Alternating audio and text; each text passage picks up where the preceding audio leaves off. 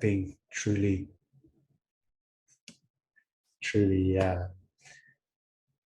being true to ourselves. And this will rewrite what masculine virility means. So we want to really allow men to fall into being without any pressure to be anything for anyone, or to do anything for anyone, but to be true to ourselves, what's alive at the core of our being, allowing our bodies to relax, our nervous systems to relax and just be, knowing that men matter. And we're going to come into mattering together.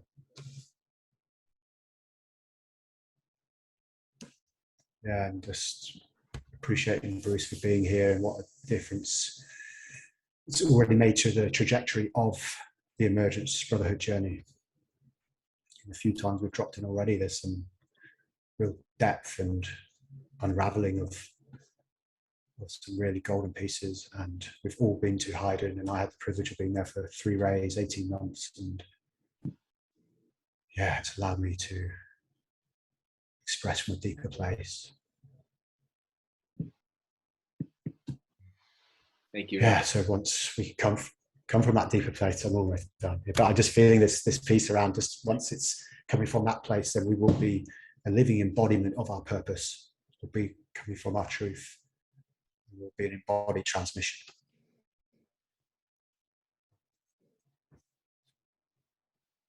Thank you, brother.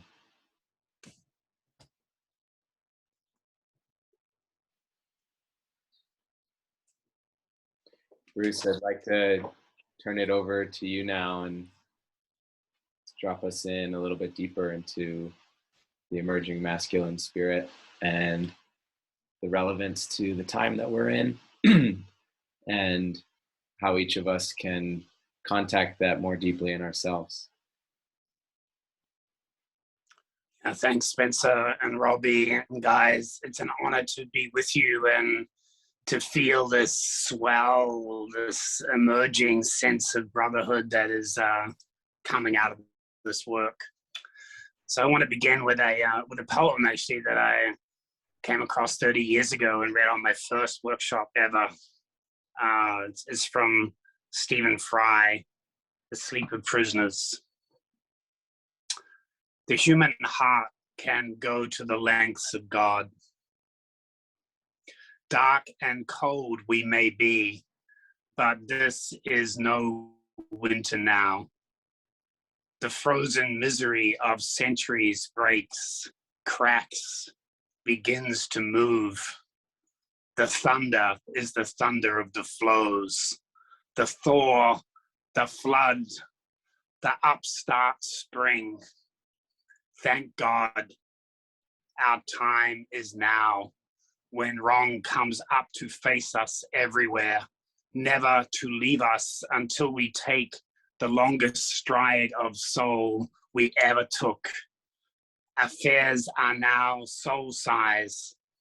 The enterprise is exploration into God. Where are you making for? It takes so many thousand years to wake. But will you wake? For pity's sake. So I want to just share a little bit about the context of this emerging masculine spirit. It's like it emerges for a reason because it's needed. And I think we all know deep in our hearts that we are at a time where courage is needed. I don't want to scare you because there's plenty of fear about, but I want to help us find the courage that's required to face what's ahead of us, because us is the unraveling of a civilization and the birth of a new one, and it's the masculine spirit that knows how to face death, knows how to meet what is coming, and to access resources inside of us that are waiting for these times. So, never mind the COVID situation in the world, but just at the beginning of a decade of initiatory change where a civilization is unraveling and a new one is being born. And that requires courage. It requires courage and the access to the resources of the soul that live deep inside the human heart. And the masculine spirit is the one that's required to pull these out. And of course, that masculine spirit is not separate from the feminine spirit. So the first thing I want to say is that it's not that we need less masculine and more feminine. It's that we need less unhealthy masculine and less unhealthy feminine, and we need to reach deeper into what it is to bring out these energies in their full healthy expression. So I want to say that the masculine that we have been used to for the last few thousand years now is a very immature expression of the masculine that served its purpose. And part of its purpose was around survival. It was about providing and protecting and getting us to a point where humanity could pass out of adolescence into a maturity. But we've kind of delayed that adolescence. And if we take back a step away from the very selfish, human-centric position and position ourselves as Earth and look out at humanity, we're seeing a species in prolonged adolescence. Humanity has doubled its population size in the last 50 years. It has a hugely unsustainable lifestyle that's causing a lot of damage to the biosphere and to other species around it. And it needs to change. And just like looking at an adolescent, you are aware of the selfishness, of the preoccupation with the self, and that has to change. And normally that changes by pressure from both the inside and the outside, producing a sense of responsibility, a deeper sense of responsibility to the life around. And so humanity is going through that. There isn't going to be a return to business as normal. There isn't going to be a salvation from our medical and political system to put everything back together. We're in a time of accelerating unraveling, and that requires courage. And that courage is inside us. That courage has been there waiting for such a time. And so, this is a message of encouragement, and that masculine principle isn't just for men. One of the tragedies for women is that they have internalized an unhealthy masculine spirit. I talk to a lot of women who talk about, I've got a strong masculine. And what they mean by that is that I have inside me a part that can go out and take care of business and can, protect me and set boundaries and so on. But they've also internalized the part of the masculine energy, which is sacrificial, that it has to work hard and die, that is deeply unhappy and is exhausted. So it's not just a question for men, it's a question for humanity, that we integrate a deeply healthy masculine spirit with a deeply healthy feminine spirit, so that we can access the soul resources that lie behind the duality of masculine and feminine.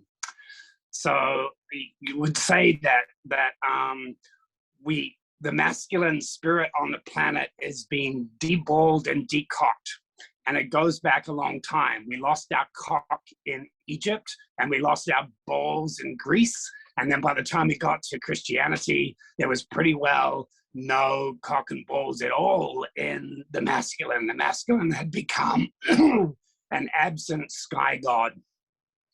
And so just briefly, what happened in Egypt, the legend of Osiris who lost his phallus. Isis went to go looking for the 14 dismembered pieces of Osiris's body, and she couldn't find the phallus. So she made a golden phallus to impregnate herself with Horus. So this is where the masculine god first lost the phallic energy.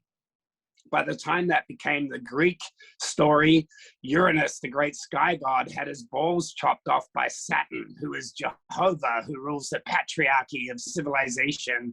So we lost the balls in Greece. And then by the time we got to Christianity, then, you know, there was an immaculate conception. So there was no cock and balls. There was just this sky god operating from the energy perspective.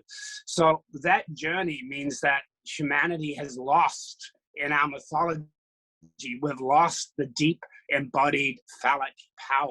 And that phallic power is the lost word. It's the lost word of masonry. It's the power that was lost at the beginning of civilization. And here we are at the end, the great unraveling, the time where Peter Kingsley says civilizations are created and destroyed from a state of ecstasy. So we need to get back that ecstatic embodiment.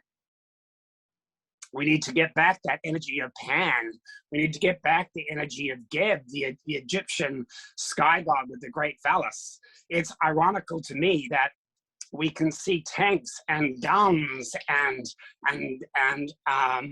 and death on television, but we very rarely see masculine penis. In fact, most people can spend a lot of money, you know, going and trying to find their origin back in Scotland or in India or somewhere, or they can spend a lot of money on Vipassana to find the origin of their soul and the source of their soul in Cosmos or in the Pleiades or somewhere. But if you want to find the source of your embodiment, often it's there swinging in a pair of boxer shorts hidden away at the kitchen table and you never see it.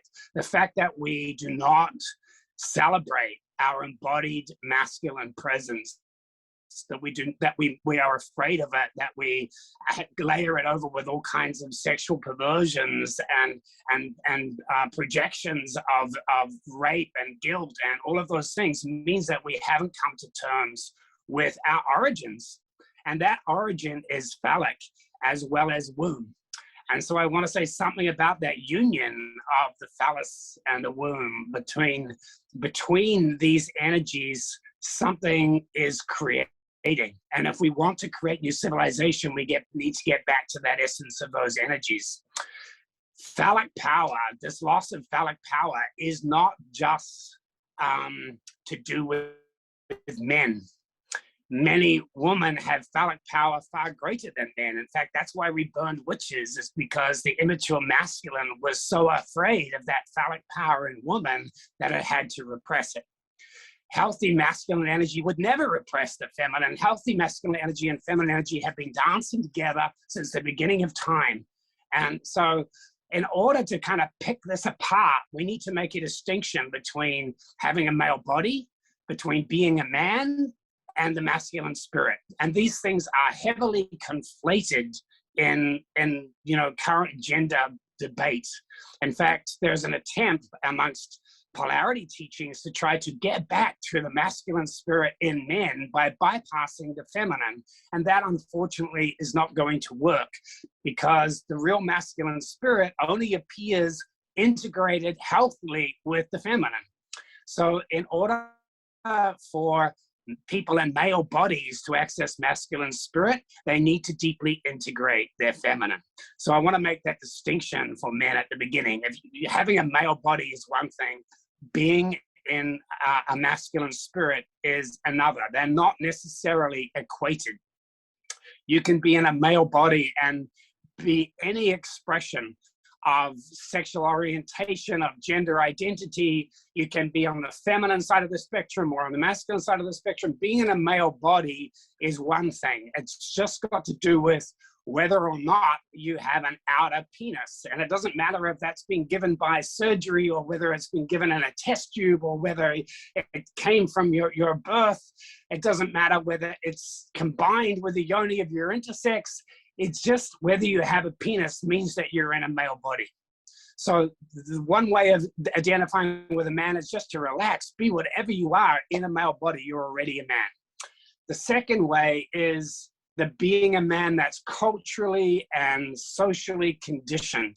And this aspect of being a man is what changes over time. This is the soul work of being a man. This is defining how we are as a man compared with what our society wants, the expectations that have been rapidly changing. And this is the part that Robbie's talking about, where the conditioning of being a man has been, no greater love has a man than he lay down his life for his tribe. Man is supposed to be a sacrifice for the collective in terms of function. He's supposed to provide and protect. So this has left the masculine spirit in male bodies with a sense that they don't really matter, that their job is to be sacrificial. And of course, what's required now, the update of that is that what's living inside a man is required. That it's not just for you to die for your tribe. You have to begin to live for the world. You have to begin to come truly alive and access the thing that is deeply inside you. So instead of like dying for the tribe, you now have to live for the whole and to access that life and to bring it forth at the core of your being. So this is one of the deep changes that's happening and the idea of being a man. Okay, and then the last part is the masculine spirit. And the masculine spirit doesn't have anything to do with being a man, and it's certainly not to do with being in a male body. In fact, if I was looking in the world at the moment for where is masculine spirit emerging, this may surprise you, but I would have to include Greta Thunberg. I'd have to include this 16 or however old she is girl who went to the steps of Parliament because in her heart she felt the whole earth and needed to stand up for that phallic power. And it motivated millions of children all over the world, whether you agree with her perspective or not. She had the courage to move forward in the face of a whole civilization of many males in my generation refusing to see and face and accept what was clearly in front of them and had been in front of them for decades. And her phallic power penetrated the world. So it's actually no irony that she's in a girl's body, because she's expressing the very thing that men have been denying for the last, a couple of 100 years. Don't be a girl, like repress your feminine. So you cannot have men honoring women in the world when they are repressing the feminine inside their own bodies, when they're squashing the young feminine in their own psyche and projecting it out. They are never going to be able to deeply respect that when they meet it in the world. So it's no surprise that it's a young feminine that is expressing phallic power.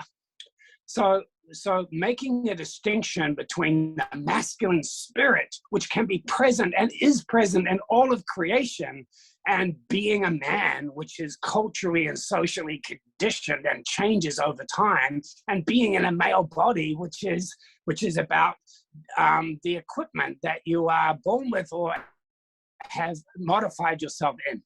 So that middle region of being a man is the thing that's under significant shift as the masculine spirit arises again in the world.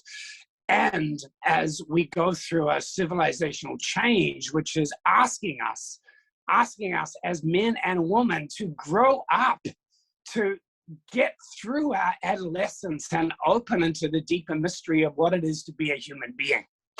So that means, for a start, that the ending of the deep polarity, the ending of the immature gender battle between masculine and feminine that's been going on now for thousands of years, and a restoration of the healthy relationship between the masculine and feminine in each individual.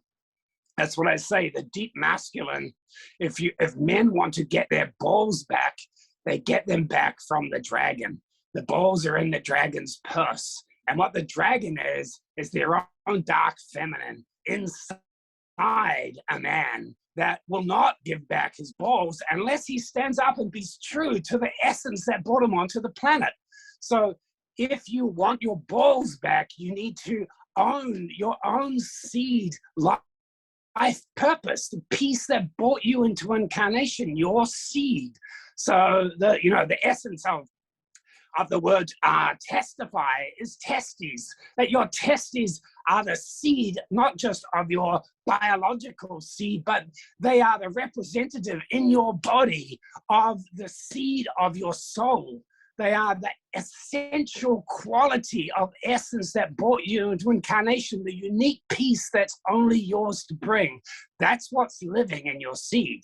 And actually, women have done a lot more on the blood mysteries because they were so repressed, because the blood mysteries are part of the power of the feminine, and immature masculine was not prepared to have that power be greater than their power of mind, so they repressed them, and so those mysteries have come back.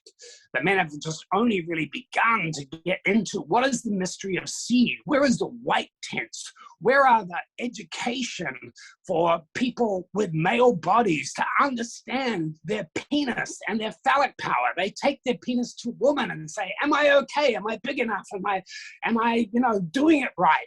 The women don't have a penis. Men have penises. They should be helping each other with the deep mysteries of what it is to be in a male body and how to bring that in deep relationship with the feminine inside their own hearts. And then out of the masculine and feminine union, the sacred union in their being, how to access the deep energy of the masculine spirit that will help them stand up in the world for who they are as life, and have the deep compassion of the feminine that allows them to deeply connect with all things in the world. So this deep union between the king and the queen inside a human being, whether you're in a male body or a female body, is ahead for all of us. This is the work of individuation. It was begun by Carl Jung and has been going on for 100 years. This is soul work. This is not the petty victim mentality of gender battles. This is having the guts and the balls to stand up for unity and wholeness inside yourself. So the other thing I want to say about that is that the masculine itself has a vulnerable side, and I'm tired of standing up in my vulnerable masculine and that being called my feminine. It's like the vulnerability of the masculine is different than the vulnerability of the feminine. And so putting all vulnerability on the feminine and all strength on the masculine just creates a deeper divide between them. The masculine energy that's had to try to stand up in the world and be strong and brave when it doesn't even know how to, has a deeply vulnerable underbelly. And that vulnerability needs to emerge in order for healthy masculine to come. But that vulnerability is not feminine. The feminine vulnerability has a far deeper compassion. It's a vulnerability that comes not from failing to be able to perform, which is more the masculine vulnerability. It's a vulnerability that comes from knowing you are connected to all life, and you cannot not feel that. You can't not feel the Afghanis, holding on to the plane and dear life for some hope. You can't not feel the children that are starving and struggling because of the selfishness and the preoccupation of the West. You can't not feel the rainforest. You can't not feel the whales and the dolphins and this life on the planet that we're part of.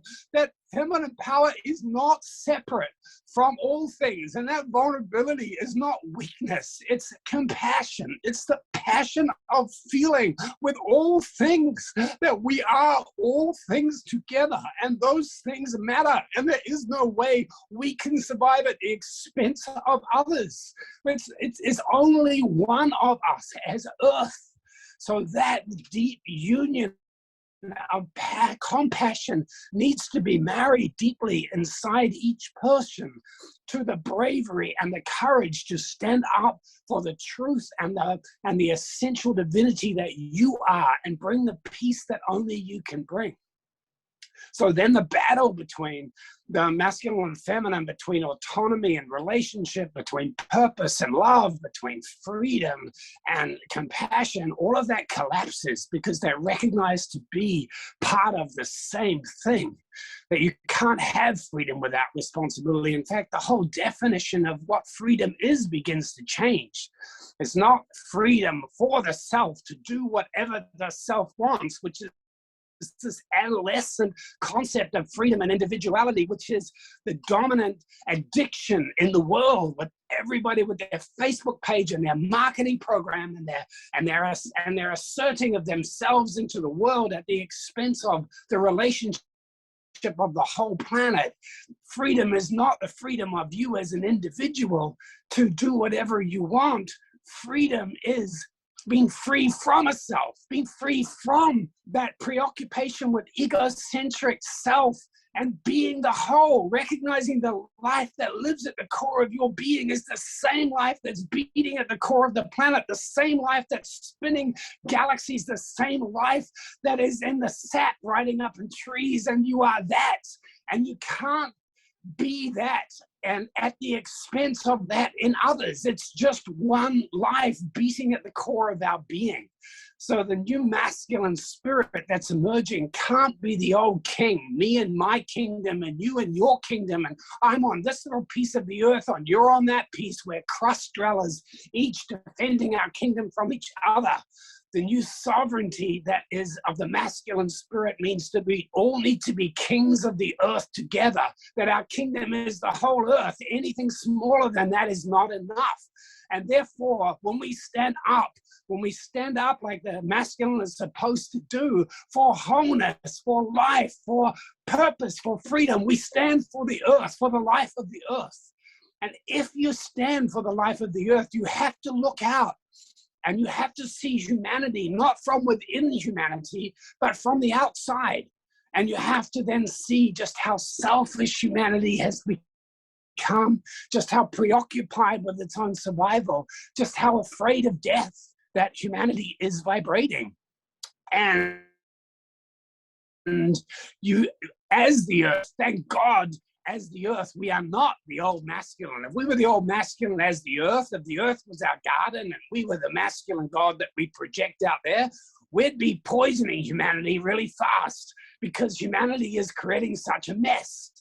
But luckily, the earth is a mixture of masculine and feminine, of compassion and purpose, and has a wisdom far greater than a human being and a human government.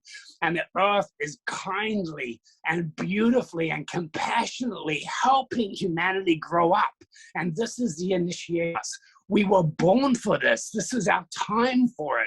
There isn't a lack of hope. We just need to face our fear of death and get off the preoccupation with looking every day over the numbers of people and worrying about whether or not we're going to die, and see the bigger picture. 10,000 people die of COVID every day. 140,000 are born. We have a huge big picture wherein species are being annihilated, climate change. We have to face this. We have to have the courage of a 16-year-old girl and look directly into the storm that's coming, and meet it with courage, and meet it with power, and meet it with the beautiful creativity of the human spirit, not relying on someone else, some medical profession, some political thing to do it for us, to save us, to help us. We have to be strong inside our own beings. We have to have courage. This is our time for courage. So the deeper journey of the masculine spirit is not just to help men, with their lingams. It's not just to help in relationships with women, or all of that will come. It's to help us as a species stand up and meet what's ahead of us with what's been given to us, deeply buried inside our souls and our hearts, just for this time. So the beauty of the time that we're in, where people over the world are in lockdown and business as usual is being blocked by what's happening, is that it gives an opportunity to soul search, to look inside the self, not to look outside for models and examples, but to look inside the self. And that's why it's so important for men in particular to do this journey, because they've been focused so much on the old masculine doing in the world, doing, achieving, providing, protecting. And those messages of provide and protect are now struggling in the world. It's time for the masculine energy to look inside itself and find its springs, its eternal springs of life force, and to update them, to update the software of what it is, not only to be a man, but for all humans to look at the masculine spirit and say, what is this expressing now? What needs to express now on the planet? Given that we are who we are, we have reached the stage of evolution that we've reached, that we are part of life, that we are part of just not the life of the earth, but the cosmic life, that there are resources available for us as there have always been. When their courage comes, when humans are willing to stand and face and meet their destiny with open eyes and not be children, but to be alive adults, mature souls, then there are resources. There are resources buried in the earth. There are resources in cosmos just waiting, just like as parents, when you see your adolescent, you're knowing that there's only so much you can do, but you know that you've put inside them when they were children, you've held them, you've loved them, you know that they have a spirit that will come forward if you can just trust. And you've got to go through, yes, the fear that they may commit suicide or that they may, cause irreparable damage or crash the family car or whatever it is. But some part of you knows that there is something inside them that you have helped grow. And the earth, to me, is looking at humans like that now. The earth is looking at humanity with this sense of hope, that what has been placed and what has been given to humans over thousands and thousands of years will emerge as something beautiful, that human beings will emerge as the life that they are. They will own life, and they will emerge and give the gift that only they can give to this amazing being that is on a spaceship ride through cosmos. So I want to end this transmission with this call to courage in the face of all of the uncertainty, all of the chaos, all of the cracks that are allowing you life to come in, to wake up meeting that, not to wake up from a place of fear about what's going and what's changing. Change now is inevitable. The unsustainability of the way that we have been on this planet has reached its end-by date. So change is coming, but so are the resources inside you that can meet that change. So whether it's the masculine and feminine inside a man coming together into deep union, or whether it's men and women letting go of their old and ancient battles and scars between each other and coming again into a deeper union, trusting that they have between them what's needed to open deeply from soul into spirit and to bring that masculine spirit along with the feminine spirit into full expression in the world. So I hope that those of you who are feeling the swelling wave of what's coming and knowing that we need each other at this time will come together, and particularly those this journey in male bodies who are wanting to access through their own deep union the deeper energy of the masculine spirit, of the courage that will help them renew themselves, and not just renew themselves, but play their part in renewing the human spirit as we go through this amazing portal of initiation ahead of us. So I'm not sure where that is in our timeline, but that feels like a good point to rest and maybe reflect a little. Thank you, Bruce. Perfect timing.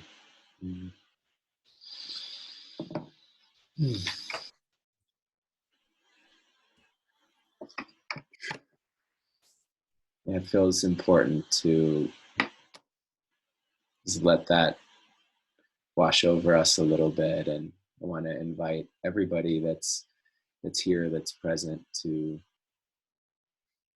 just bring awareness to what's moving in you for a couple minutes, and we can get into sharing and questions and what's alive for people as we receive this.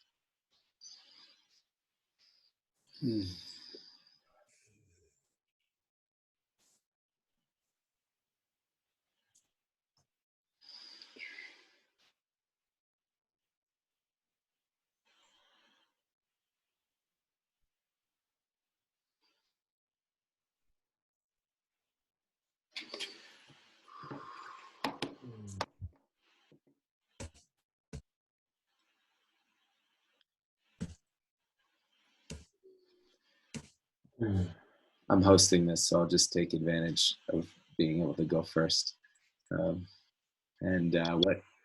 What's coming up for me is a lot of grief. Like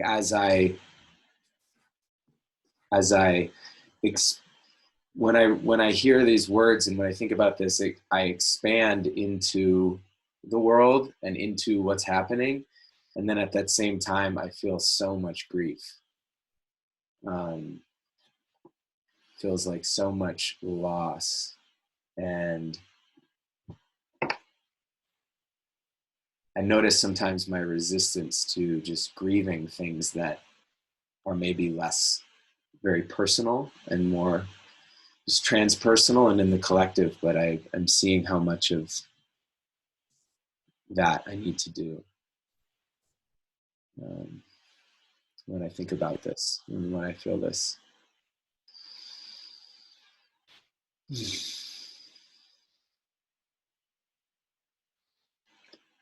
I'm going to take advantage of being on the same video as Spencer.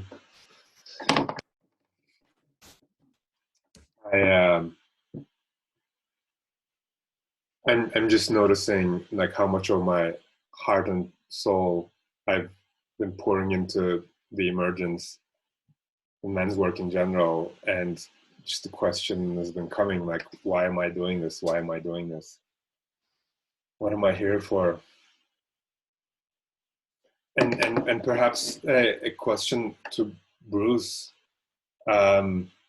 What's been coming to me so strongly is the transition of men's work from self-development work to planetary development work.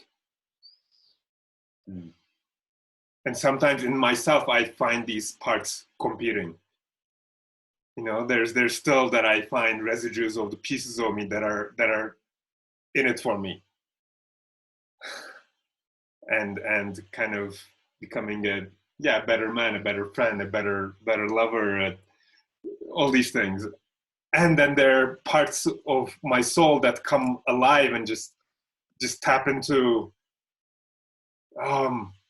not like what I have to offer to the world and like what are my insecurities about it and how can I unlock those. It's like how much the planet needs me and these brothers to stand for just whatever is their soul now.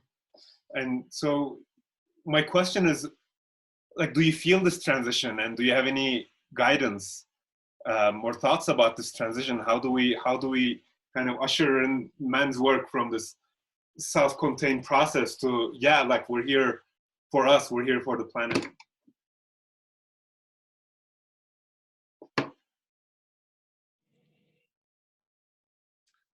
Or maybe just responding, to both those things. The first is the grief. Like, I feel like the capacity to handle grief is the new part of the masculine spirit. That is so much to grieve for, and there was so much grief coming. And I think, I can't remember his name, Martin, someone called grief praise for what we've lost. And I feel like, our leadership needs to grieve. Like, think if the American president after 9/11 had stopped and just asked his country to grieve for everything that had been lost, rather than leapt into the Afghanistan war that 20 years later is still a fucking mess. Like, what if there had been time taken to grieve? What if we could actually feel the grief of the species annihilation that's going on all around us, and we could feel after the feeling, after the grieving, then is the time to take action that's been informed by the heart, not just a knee-jerk response from immature, macho, masculine bullshit that causes more harm and grief for the generations to come. Like, that capacity to grieve is an essential part of healthy masculine energy. It stops us from taking premature action and helps us consult with all of life on earth before we use our tremendous powers to create more mess. So there's a healthy shame that comes with grief, and it's a healthy part of the masculine journey. And then the other piece that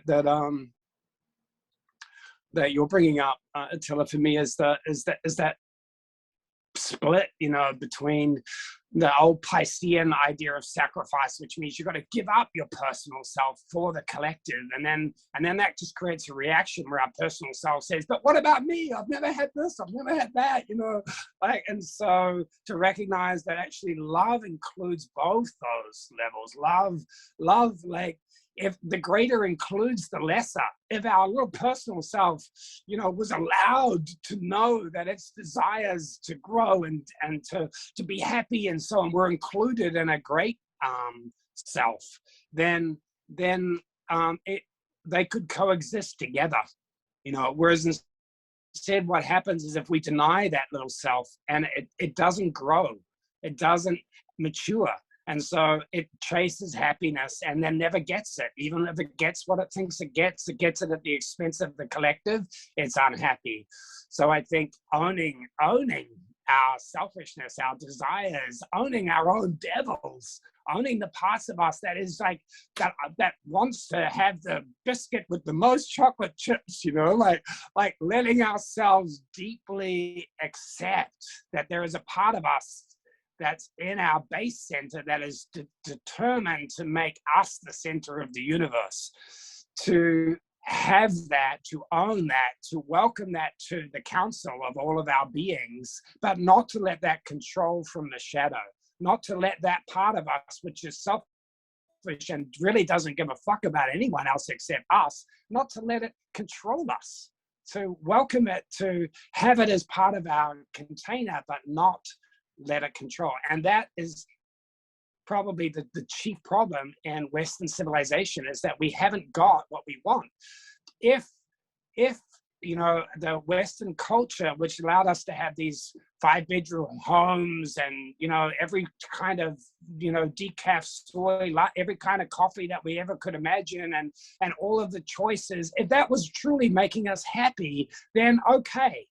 But the tragedy of the world is that all of the energy of Western civilization has produced this capacity for us to have whatever we want, and it's still not making us happy, because we are not just little human beings, we are the soul of the world. And that soul of the world will never rest and be peaceful inside us when the personal self is just pursuing its own agenda. And the last thing I want to say about that is, this isn't just coming to us from the outside, climate change and the environment and everything. It's coming from the inside. Mental health is going to be a critical issue in the next decade, because the soul is unhappy. It's deeply unhappy inside human beings, because our souls feel the soul of the world, and we cannot live our separate lives without something inside us becoming deeply depressed. And that depression is not something wrong, it's something right. It's some deep part of us saying, you're going the wrong way, you need to wake up. So yes, let's have personal development, but let's have it within the framework of the deeper, bigger picture, which then allows us to be truly happy.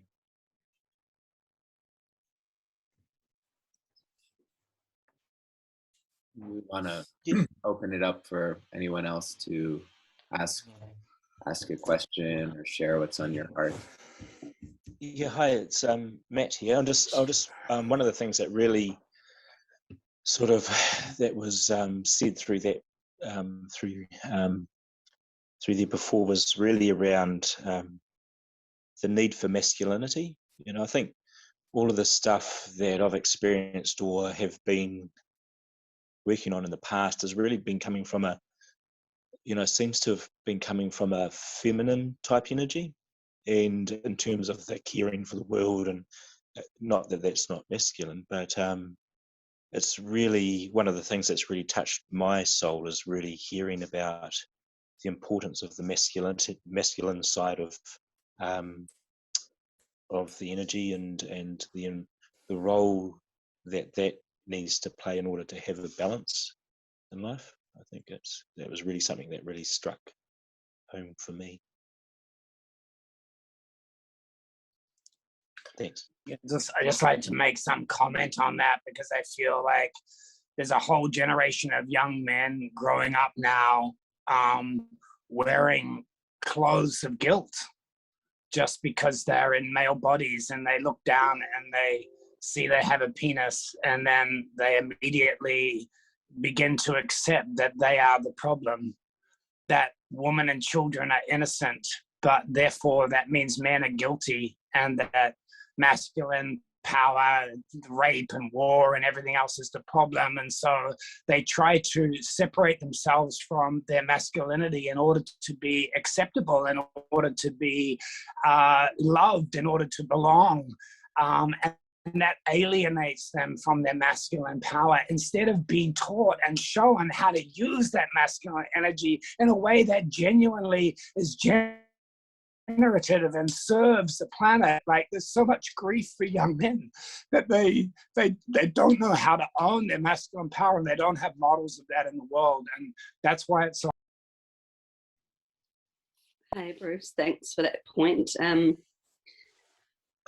I've got a 17-year-old son, and he's so fucking amazing. Like, he's just a beautiful, bright, shining light. And he actually came to your talk, Bruce, at Eden Festival, and he was really inspired, a little bit weirded out, but really inspired. And my grief sits with that. He is creative, and he's passionate, and he's funny, and he's alive, and he's all things, and he's just constantly shut down. And he's said to me, Mum, you know, my balls get cut off by my dad, my stepmom, and you, and school and society. And it's like, how do we nurture and nourish these young men to be all that they can be? You know, I'm constantly just saying to him, babe, just do what makes you happy and do what brings you alive. And he's like, I can't, because dad says get a job, and society says do this, and the teachers say do that. And it's just so frustrating. And yeah, my heart's, I'm shaking, and there's so much grief in my heart for this world that my son's emerging into. And it's like, is there a place for him in the work that you're doing at his young, tender age and his level of maturity to enter into, you know, that is going to support his journey? Yeah, I think that's my question. Yeah, well, it's a beautiful question.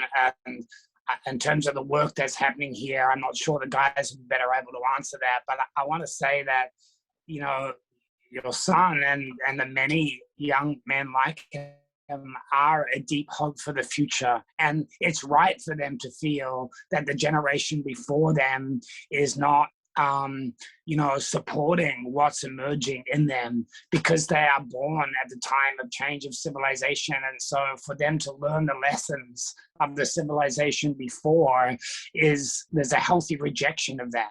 And in fact, in New Zealand, where we both live, you know, like, the message is still to young people, look, get a job, spend many, you know, thousands of dollars on education, and then get a mortgage of $500,000 or $600,000 on a house, a little box in Auckland, and then you'll be happy like the rest of us. It's like, it's just health for them to say, fuck that. That's not what I came for. I came to live a different life, and they're not seeing examples of that. So they need to find it in each other, and they need to find men who are alive and who are living what they came to live, so that they can get reference points. So yeah, he's doing well if he's pushing back against the limitations that are pushed upon him by others. Yeah, he's very much a pusher. Apple doesn't fall far from the tree. He wants to do media studies and go into war zones and be a journalist. So he's got a big presence. I just want to finish by saying that I am so deeply sorry to all the men out there where I have cut your balls and your cock off through my life and through being the woman that I've been. And I think I speak this on a collective level too. Deep, deep apologies to any man and any woman what I personally, or we have as a collective, cut your balls and cock off. Oh. Thank you. Peace, Gray.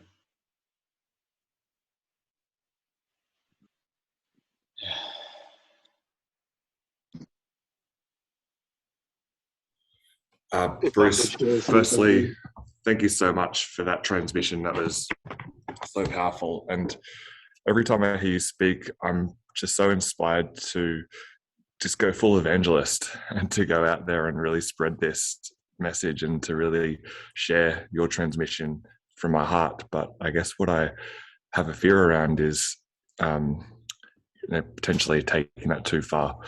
And what I'd love to hear about is how can I know that I'm still acting from the heart and acting in a way that's in integrity, rather than potentially letting the ego take over and maybe just propagating more of actually what what's been the cause of some of these challenges in the first place. Yeah, well, I think that's a wise question, you know. In the old indigenous cultures, that was the job of the elders, was to like slow down some of the passion of youth without squashing it. And I think there is a roaring rage inside the masculine spirit, which is on the path to maturity. It's the rage that comes up to the heart once you realize what's going on, once you feel the need for self-expression, to want to take that and shake. You know, I remember when in my 30s, I would drive 100 people out of a room and just be left with 3 because I was so fucking angry. You know, I just wanted people and scream at them. And that passion is a healthy passion. It just needs to be deeply linked to the heart. And for me, the answer is a deep connection with your own feminine.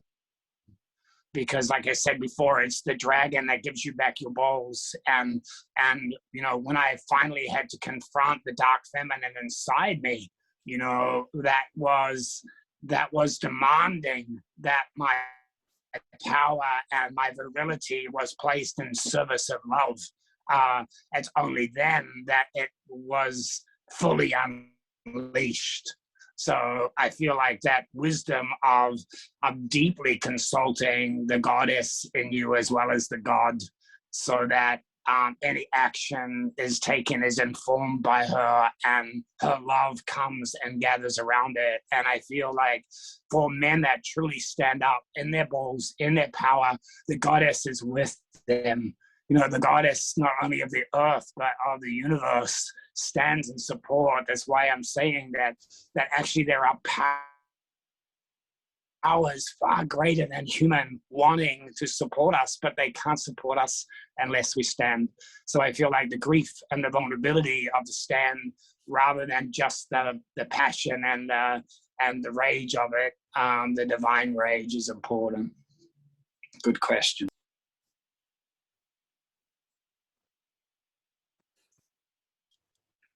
Could you go into that a little bit more, Bruce? It really moved me, what you said about going to the dragon and the dark feminine being love. I don't really think I get, you know, these guys have been talking about the dark male, the shadow, which has been helpful. And then I guess I'm wondering about the feminine I always see as like intuition, but you're saying the dark is love? Please. It's very moving what you said in my heart. You know, I feel like, Yeah, beautiful. you know, I have passion for kids, you know, like myself, that just weren't, you know, seen. And, you know, given ADD medicine, for example, and, you know, a couple of my friends have committed suicide even. And, you know, is that what you're talking about? Like getting in touch with that love in me that, you know, doesn't want to see my little nephews, you know, get fucked with and, you know, be on the screen all the time, or not in nature, or in a fucking mask, you know? Yeah, I feel your heart.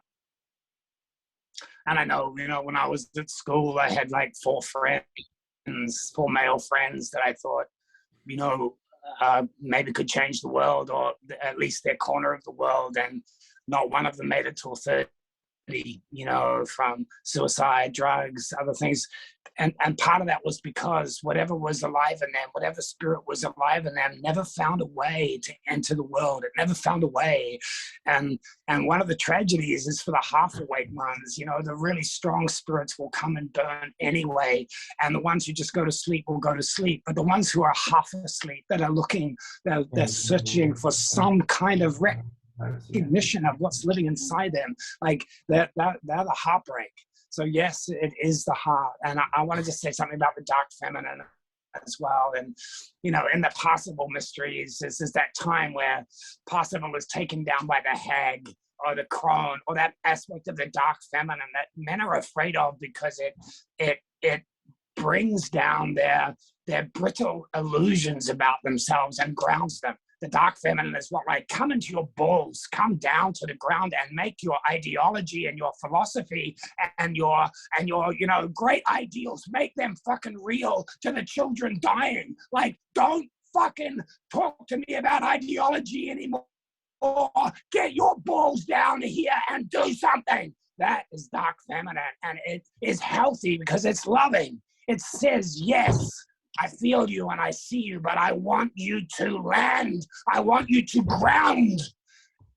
And that needs to emerge, not just, from the dark feminine around the masculine, but inside the self. That voice that we all know that can bring us down and make us real.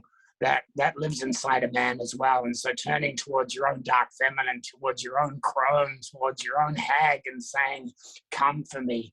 Like, make my ideals real. Make it not just a Hollywood fucking movie. Make it about my life.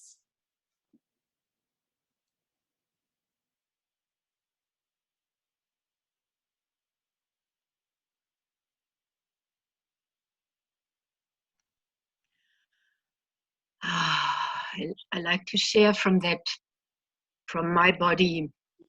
And I feel that so deeply when you say, get into your balls and stop talking and feel, and because in my body, and when you said we feel everything, I feel everything. And coming to reality with how much we can feel and helping others to feel through my body. So I'm feeling when a man with the phallus has the courage to really come and surrender into the feminine body of an activated, fully aware of the soul woman that is Earth, then he can feel Earth in her body. And then if he drops deeper to feel all of the Earth in her and get through this, when you said stop the self-obsession, but to open through the woman to all the children, to mother. Oh, where's my screen? Oh, Jesus, where's my screen? Yeah, I hear you. Oh, I'm still there. Tanya. Yeah. I hear you. And I just want to balance that with, of course, there is a polarity between men and women, and woman can serve as earth and grounding for men. But I also really want to encourage men to find their own direct connection to the earth that isn't just through women. And for men also not just to see the earth as feminine. For Geb was a great earth god who was masculine, and Nut was a sky god who was feminine. And so I would also encourage, along with the deep union between outer man and woman in full polarity, I would also encourage men to deeply find their own goddess, and that can take them directly to the earth that doesn't need a woman, and for women to find their own phallus that and their own deep masculine power, as you know. And then when that's been found, then there is a much greater capacity for polarities to come together without dependence and codependence. So thanks for your question. I just want to say to that these, I feel, are at the moment the patterns that are so deeply unraveling, all these old codependency patterns, because I see men go to all the men's group, or they come to waking up with a woman, but then they go to the men group and they stay in there. They don't come back and include the women. So I'm longing for this coming really together, and I'm feeling in myself the codependency is going. I used to want a man to take care of me.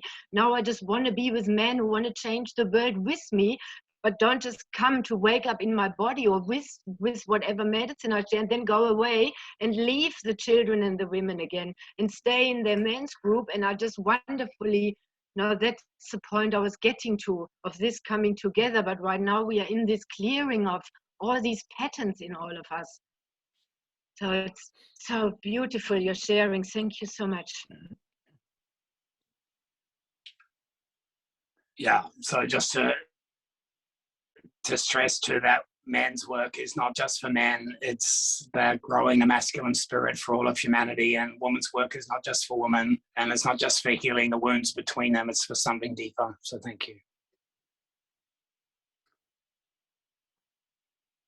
Ruth, I just want to jump in right now if I can. I'm deeply touched for what you've said and what has been said through you in a way. So for me, it's the first time in this circle here, and I was invited by a good friend Julia spontaneously, and she said this thing good to join, and she was right. So my question that I have is, I've been on a path of self-discovery now for 20, 25, maybe 30 years. And I've, I would say, found a lot of masculine parts and a lot of feminine parts. The only missing point, or it's not even a missing point, it's what I'm not struggling with, what I'm yearning for is the marriage, and is the connection within me. It's not that I'm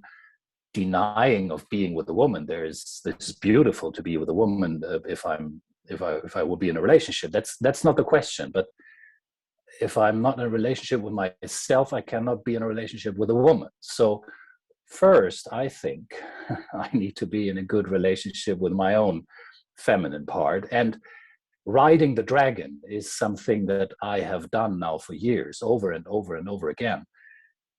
My question is, to date, I have often faced the dragon of deeply, I would say, confusing and deeply deteriorating even my masculine inner part, or the clarity that I connect, the consciousness that I connect with my masculine part. So what is your idea, or what's maybe your impulse on how to develop a healthy relationship inside of me with the feminine?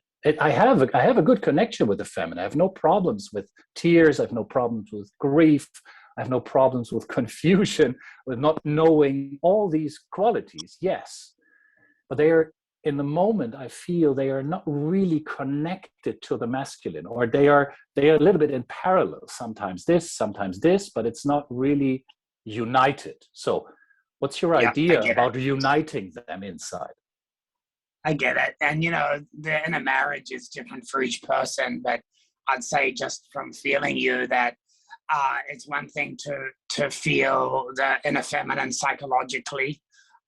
It's another to feel her in the body. So what I'd recommend for you is the maiden aspect of the feminine, rather than the dark feminine so much.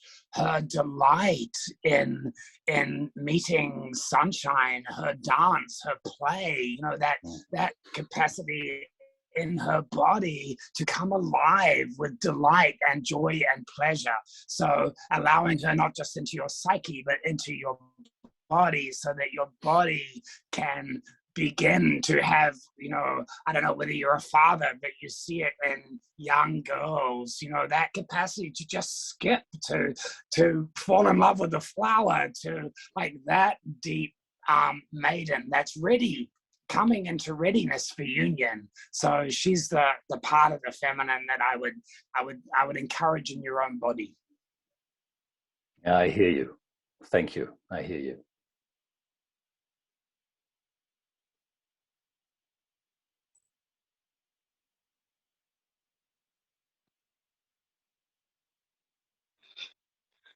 Yeah, if I can just share something.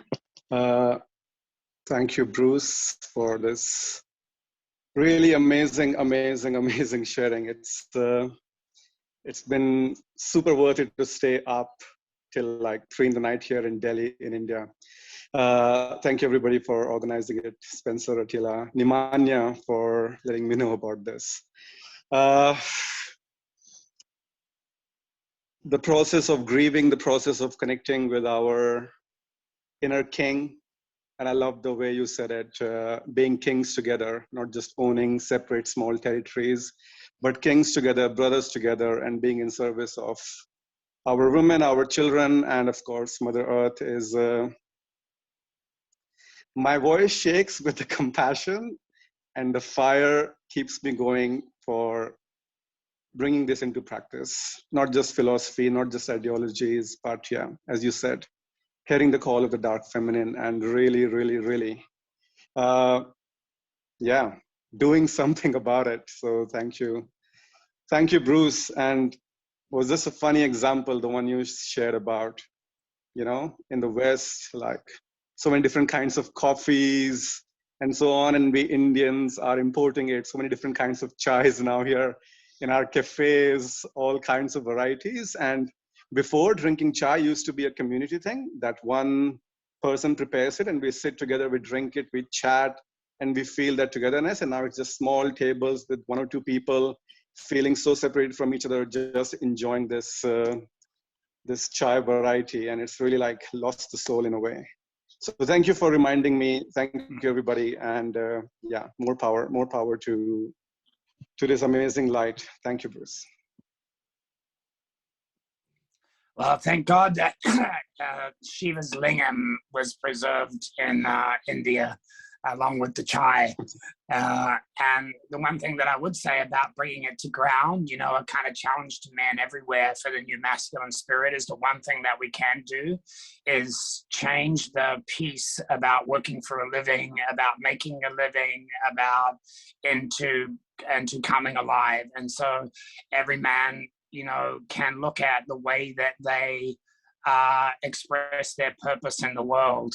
And the idea that we can do things that are harmful to ourselves, to the planet, to each other in the name of making a living, because that's just the way that things are, that deeply has to change. So the very direct confrontation that each man can do is examine how it is that they express their deep purpose in the world, and not use making a living or survival as a reason to not show up and be who they are and stand for who they are. So every man can bring that in as an act of a deep affirmation of their mattering, of what living at the core of them matters, and that they don't have to make a living, that this earth provides them with everything that they need if they just have the balls to stand for who they are and not tell themselves that they need to do X, Y, Z.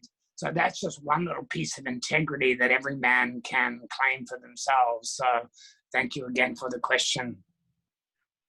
Thank you, Bruce. Just want to finish by saying that, yeah, I definitely don't want to just die for the tribe. I want to live for the world for sure. And yeah, let's have a lot of fun on the way to bring this light to the world also. Thank you, everyone.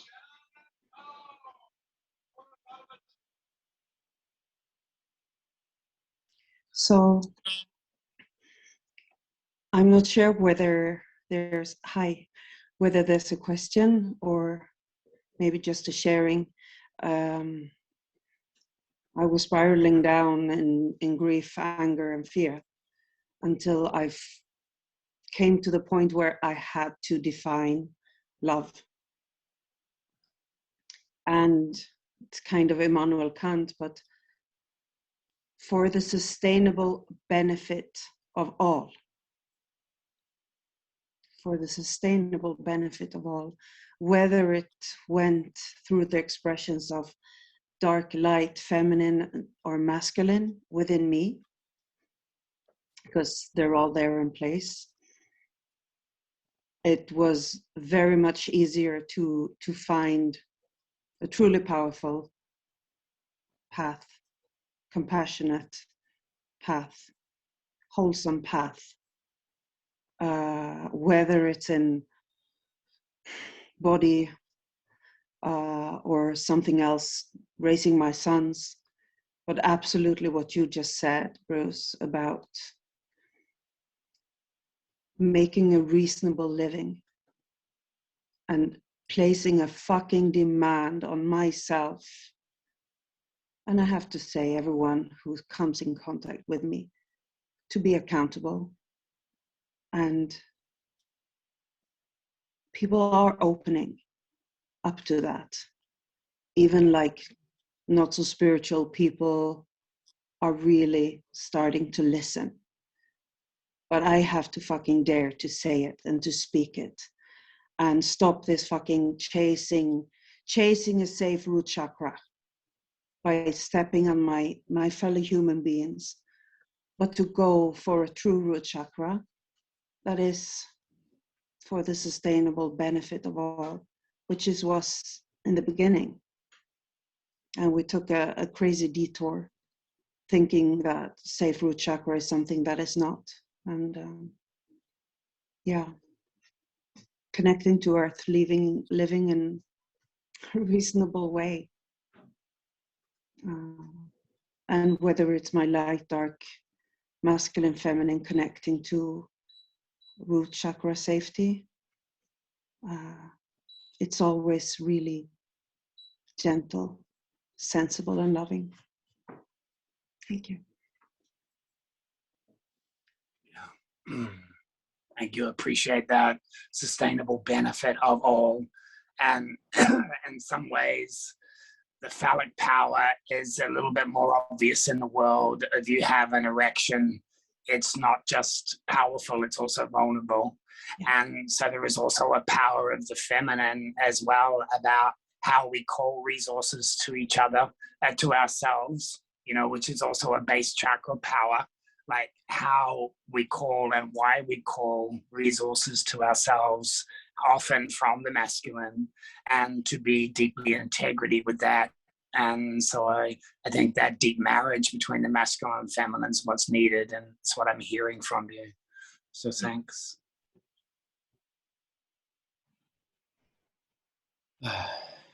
Bruce, I'd love if you could speak to why do this work with other brothers? Like, why actually get around? What's this relevance or the significance of actually going and doing this work with other men? Yeah, well, one of the things about male bodies is that they come out of female bodies. And so when men go back through their bodies, their shamanic awareness, they feel the feminine.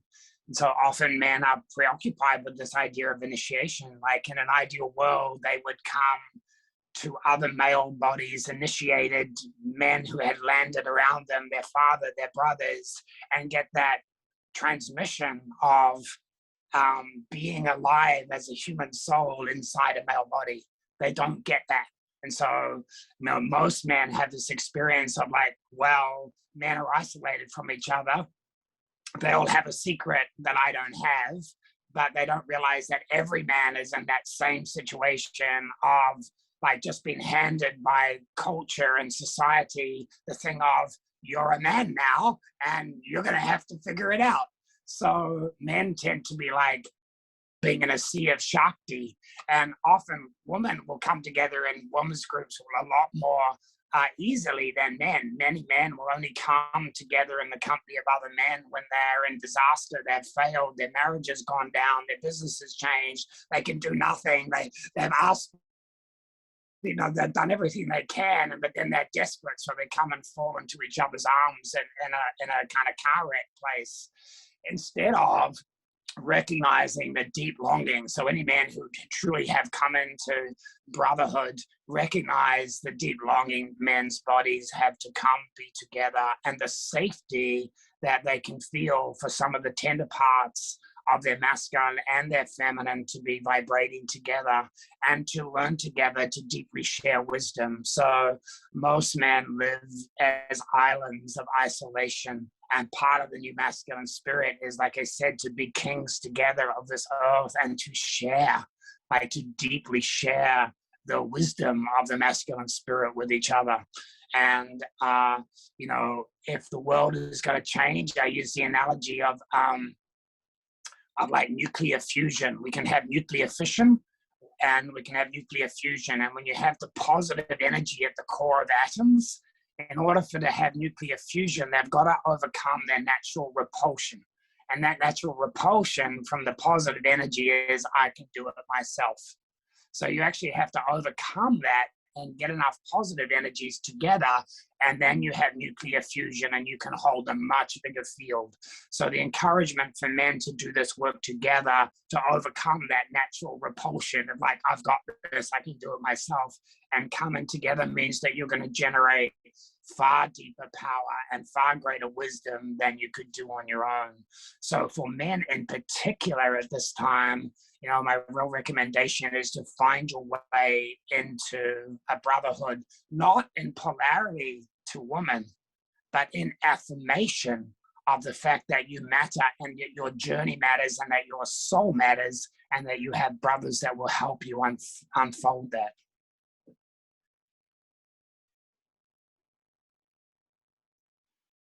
Thank you, Bruce. I'd like to raise something.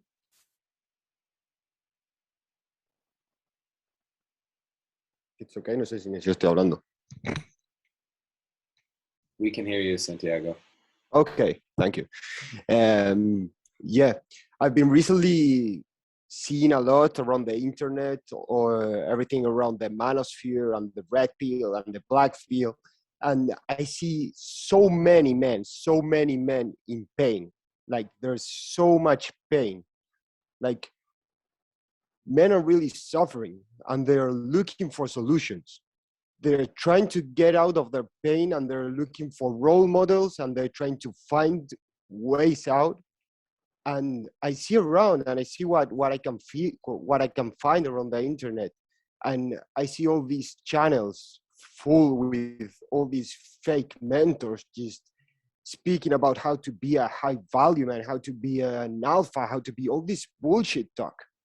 And so many young men just following this message. And what comes to my head all the time is like, what can we do, or what can it be done to make these conversations that's happening right now, to make it in a collective level?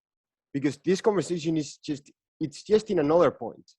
It has nothing to do with just projecting shadows. It's about owning projections. It's not about unconscious behavior or unconscious wounds just being thrown to the other gender. It's about owning what the hell is going on in your psychology and owning it and trying to change and shift and evolve. But I always see all these conversations like this ones just being had in the underground, in very small circles. And then I see all this bullshit talk being spoken in the mainstream, reaching 400,000, 500,000, millions of young men that are looking for answers. What can it be done? Like, are we really like not ready? It's just a matter of patience. It's just a matter of raising the voice and having patience for the collective to be at the moment to be able to listen to this conversation collectively? Or is there something that's just they're missing, that I'm missing right now?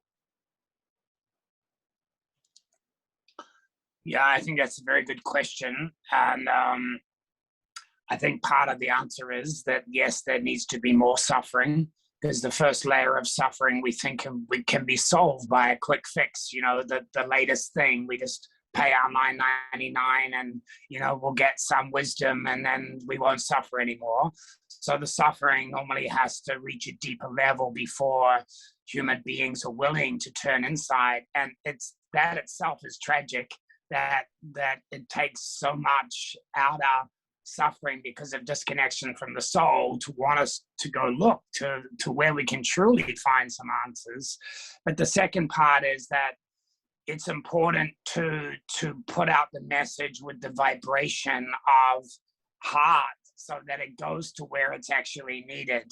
Because, you know, our world media is full of people giving their opinions and trying to dominate other people's minds with their truths. And that would just be more of the same old macho, you know, domination. Let's be alpha. I've got the truth. Listen to me, follow me.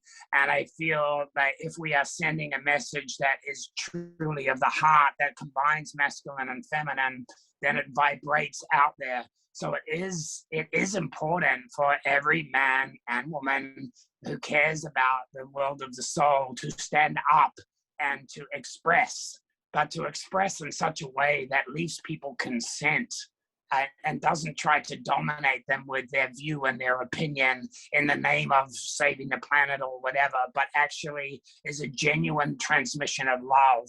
And the best marketing in the world ultimately is love, not the quick fix sell of an instant solution, but genuine love. But unfortunately, it's not an energy that people will come to often as their first port of call.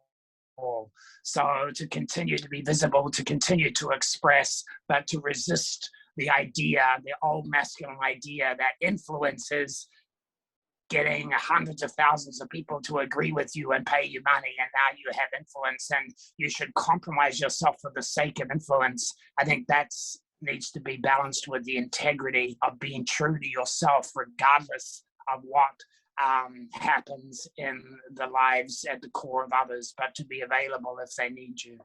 So yeah, I think that's an ongoing question. And I think one of the dangers of masculine energy is we want to be effective. And so therefore we can compromise core principles in the name of being effective in the world. Thank you, Bruce. Thank you, Santiago. Great question. I really feel you.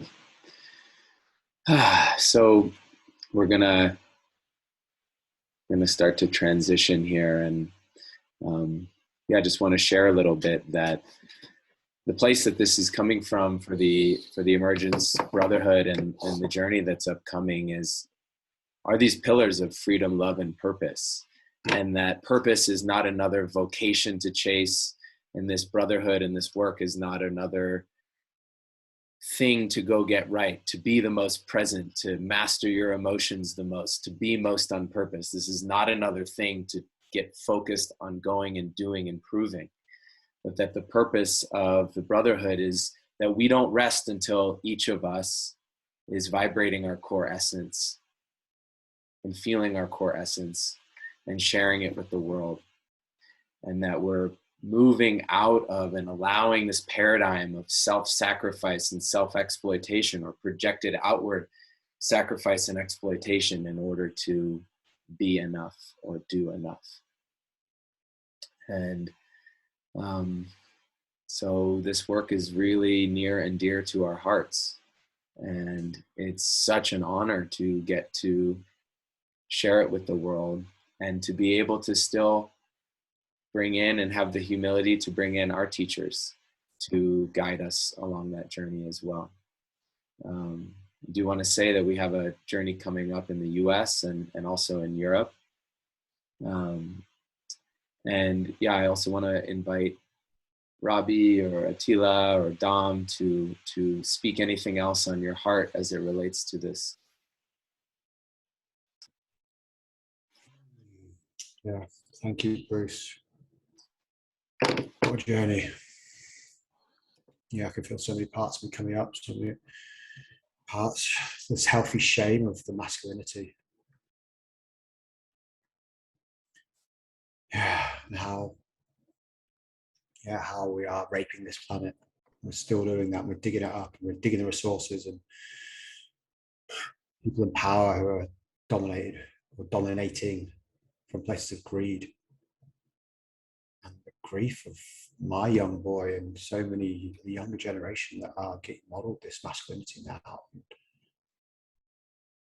Just longing for it to stop, and hope for it to stop so the generations to come can have a different experience of masculinity.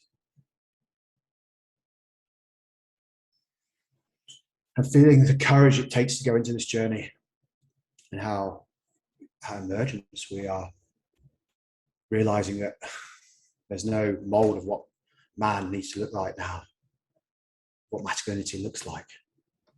But what we're really calling in is to come together on this journey, but it's going to be a very solo, unique journey for everyone to find their own unique soul note and bring their essence through. Yes, we don't want to mold people to be a certain way. We just want to come together, be together, and matter together so we can feel what our true essence is. Vibrate that out. Just speaking into the power of being in a community of male bodies going through this journey together. Heart-centered, soul-centric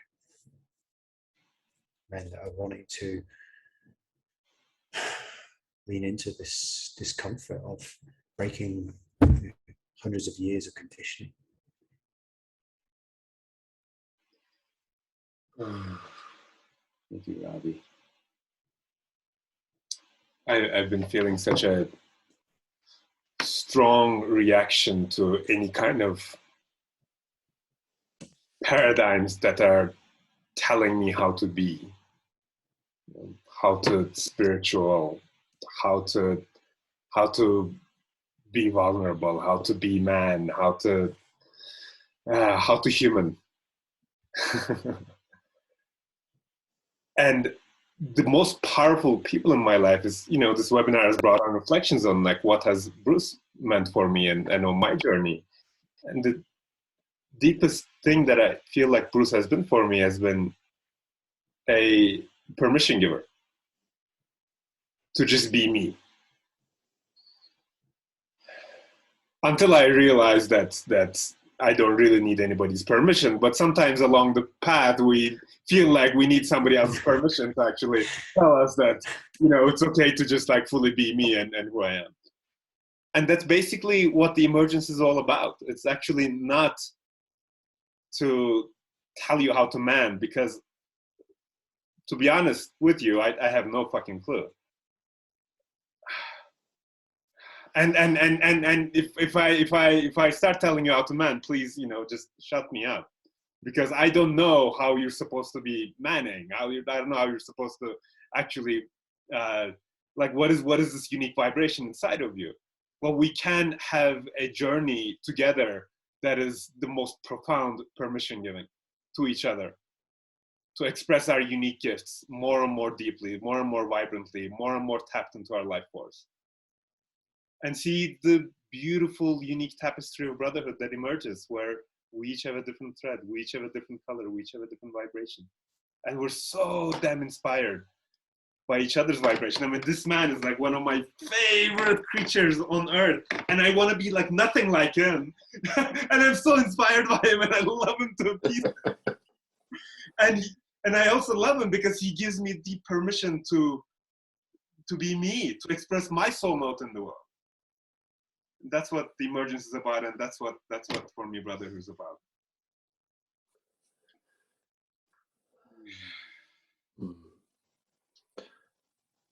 I'd love to just add a couple of notes, if that's okay, gentlemen.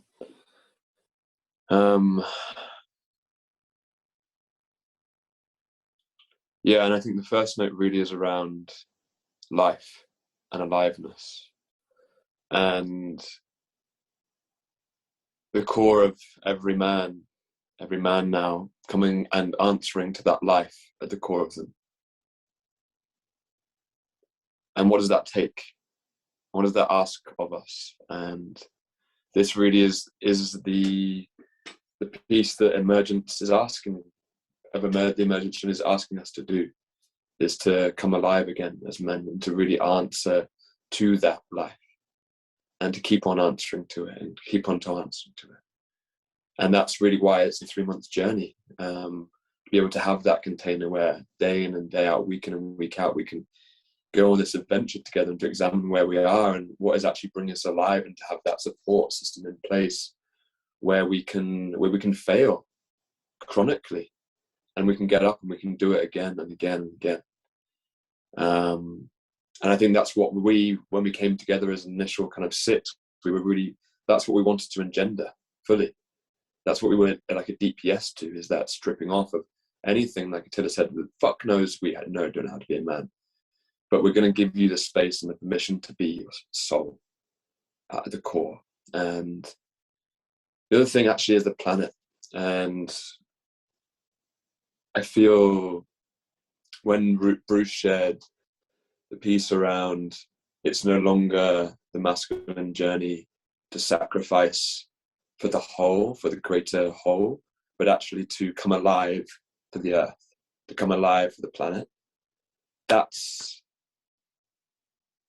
excites me beyond anything. Like literally that excites me beyond anything. Just the thought of like this generation of men like on this planet after hundreds and hundreds of years standing fully like as the erectile tissue of the earth, not because of consciousness growth and because of consciousness change, but because of this moment that we're literally standing in right now.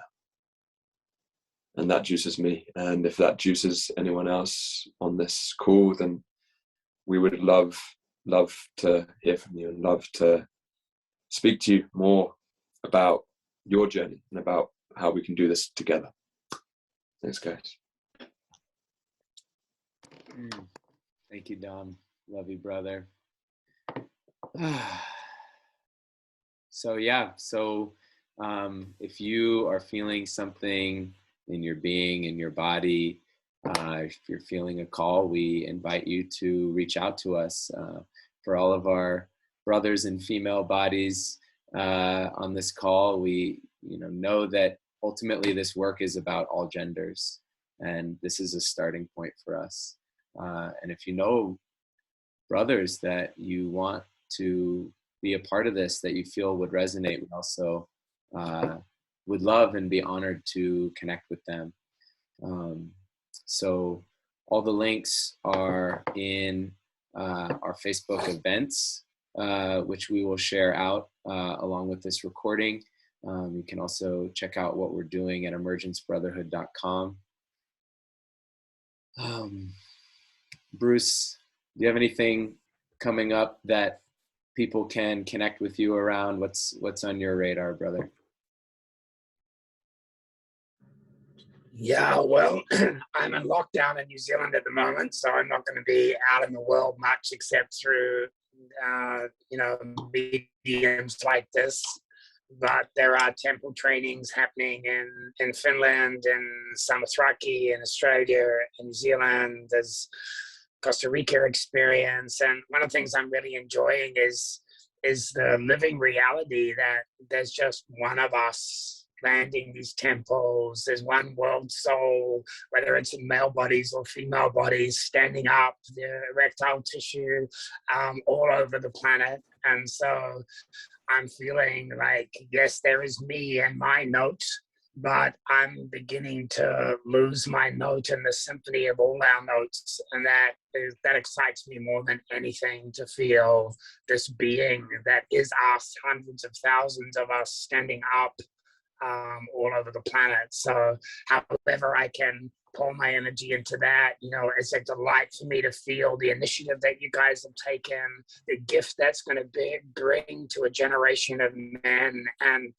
may that just continue to flower. So I'm feeling like a lot of my work now is to come alive inside out of people, rather than, you know, like to keep trying to pump things through this individual self. So I'm looking forward to actually having a bit of a break this summer, and just being in New Zealand and hermetically sealed from the world, and incubating what's new. So yeah, a pleasure to be with you, and love spending this time. Yeah, thank you, Bruce. Just speaking into, there'll be a lot moving from this transmission, so allowing it to land in your bodies deeply, and yeah, speaking to hearing the calling. Yeah, when it's a calling from this soul place, then often the mind might come in and try with a pros and cons list. But if there's a whisper, if there's a calling, if there's something moving in your body, then we would love to hear from you. So yeah, feel free to reach out, and even if it's just to discuss or to drop in deeper. This is something that's so alive with all us brothers here. We want to share this gift. We want this to touch as many hearts as we can. So I'd love to hear from you. As we wrap here, I'll plan to stay on Zoom, and I know it's late for Robbie and the guys in Europe, but Attila and I can plan to stay on for the next 10-15 minutes if anybody has questions about what we're up to. We will share all the links. There was a number of requests for the music at the beginning too, so we'll share links to that music, resources for young men as well.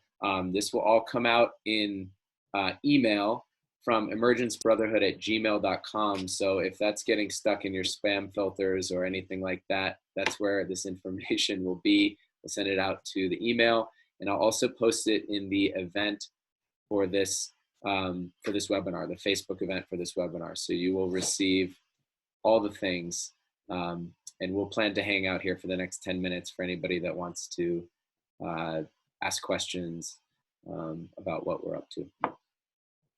Thanks again. Yeah. Guys. Thank you, Bruce. And thank you to everybody that joined us. Yes. I wanted I'm to ask also a happy question. to stay on from Europe side. Yeah, I'm staying on. This is Peter. I wanted to ask a question. Can you hear me?